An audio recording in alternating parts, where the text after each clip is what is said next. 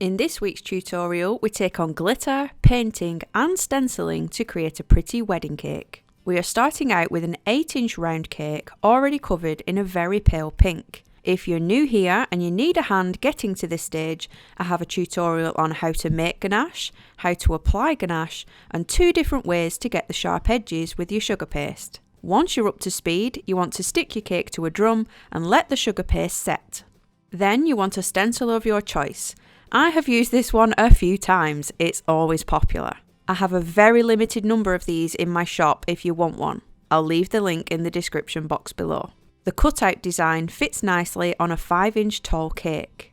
Now you can see it doesn't reach all the way around the cake, so we want to secure it. You'll want some paper, your stencil and some masking tape. Stick the masking tape to one side of the stencil and attach it to the piece of paper, making sure you don't block any of the holes of your pattern. Now wrap this around your cake. Mine doesn't quite reach yet. You could bridge the gap with more masking tape, but personally I found it sometimes sticks to the paste and leaves a mark. So instead, I'm going to add in another small piece of paper and stick it together so it holds nice and flat. Now you want your royal icing. You can either make this from scratch, buy royal icing sugar, which just needs mixing with water, or you can buy pre-made royal icing in tubs, which is what I have here by Renshaw. As you can see, it's quite thick. If it's too runny, it will run behind your stencil. Starting at one side, press the royal icing into all the holes, making sure not to miss any. I'm applying a little bit of pressure to make sure it sticks, which is why you want to leave your cake to set so you don't leave any fingerprints or marks. Now you want a scraper to scrape off all the excess royal icing. Work your way around the cake, filling in the pattern and scraping it flat until you've gone all the way around. Then remove the masking tape and paper and gently peel off your stencil to reveal the pattern.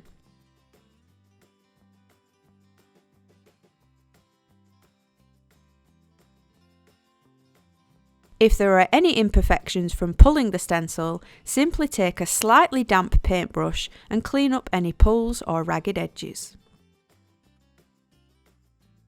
Now you want to let this fully set hard before you can continue around the back, as you'll need to place the paper over this pattern to secure the stencil on the other side. If you do it too early, it will stick. The top tier is a 4-inch cake and it's quite tall at around 6 inches high.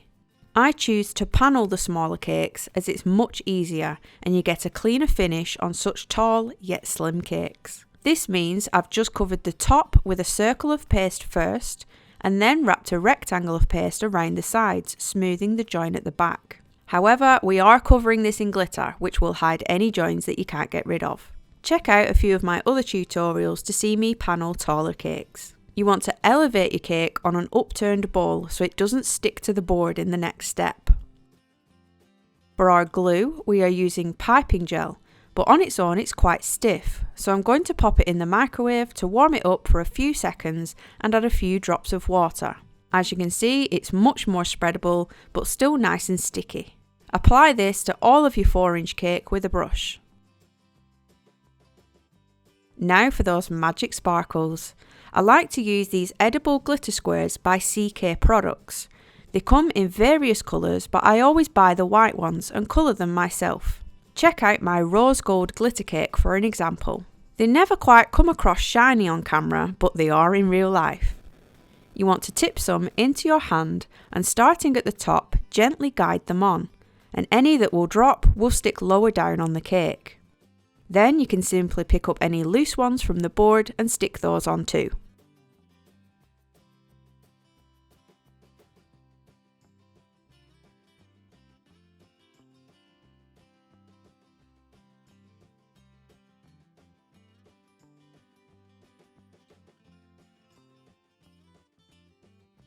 Go all the way around, covering all the sides and top. As you can see, they do like to cling to you, and I've used almost a full pot just on a 4-inch cake, so keep this in mind if your cake is bigger.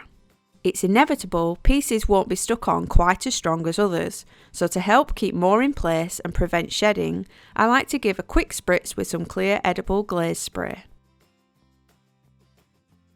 Leave that to set whilst we work on the 6-inch cake. I've covered this one in white and cut a piece of greaseproof paper to match the same height. I'm going to be writing a quote on it, so I'll do this to make sure it's the right size. I've just traced this from my computer screen and added some extra swirls to the letters to make it more unique. Pin this template to the front of your cake with acupuncture needles and follow the letters with a pencil or a Dresden tool to leave an impression. I run out of my usual gold, so I made a custom one using Renshaw's Golden Treasure and a touch of ginger glow to make a richer gold. I've mixed it with lemon extract and I'm just painting over the impression with a fine paintbrush. As you can see, I often use my other hand to steady my painting hand. Once your bottom tier is fully stenciled, it's time to stack. I do have a full tutorial on stenciling which I'll leave linked below. As the cake going above it is a 6-inch, I'm using 7 dowels. 6 for the outside and 1 in the centre. I cut them all to the same size, place them in, and then my glue of choice is melted ganache. Gently lower your 6-inch on top, centering it before the ganache sets. The next tier going on is 4-inch, so I'm using 4 around the outside and 1 in the centre. It's always 1 more dowel than the size of the cake. Also centre this one and leave the cake to stick itself together. The ganache makes it nice and steady. Next up, I have a selection of artificial flowers. Real flowers, sugar flowers and artificial flowers all have their own place in cake decorating. It depends on design, look, budgets, skill and time. A lot of artificials can be added to cocktail sticks for ease of inserting, as most of them have a plastic hole on the back once you remove them from the stem. For the top cluster, I'm adding a ball of white paste to the top, which I can then poke my flowers into to keep them secure once the ball has dried. This means they don't have to be stuck into the cake and they can be easily removed.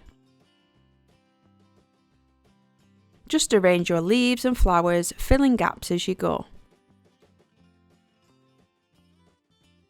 For the ones sat on the tier, you can add cocktail sticks to secure the larger ones, and then small balls of sugar paste to hold the leaf sprigs. As you can see, this cherry blossom is small enough to put a cocktail stick in and it fits very securely. You can chop this down shorter and stick them into the sugar paste ball. Once it's dry, they shouldn't move.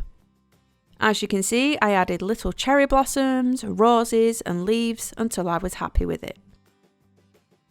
I've usually covered the board by now, but I did this in different steps as I was waiting for various things to set or dry. I've rolled out some white paste and I'm covering the board using the toilet seat method. A full in-depth tutorial for this crazy named technique is posted below. And we're done.